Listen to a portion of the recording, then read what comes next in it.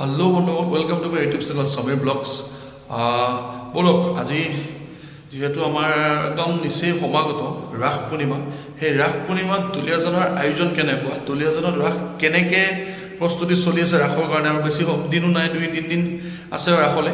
बोलक আজি ভিডিঅটো আৰম্ভ কৰোঁ আৰু চাওঁ দুলিয়াজানৰ ৰাসৰ আয়োজন কেনেকুৱা হয় बोलक তেন্তে আজি ভিডিঅটো আৰম্ভ কৰোঁ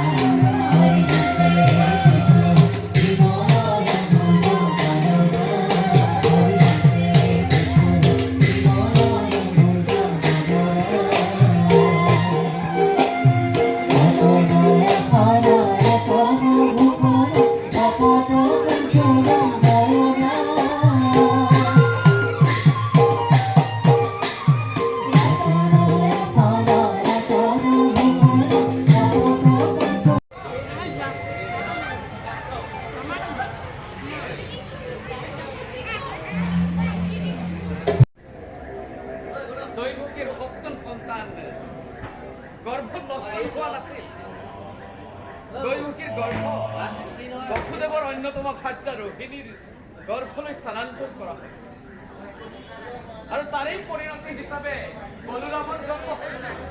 আৰু সেই বলৰামক নন্দই বসুদেৱৰ ইমান চক্ৰান্ত বসুদেৱৰ চক্ৰান্ত লীলাময় দেৱৰ্ষি তোমাৰ লীলাময়ৰ লীলাই হওক বা বসুদেৱৰ চক্ৰান্তই হওক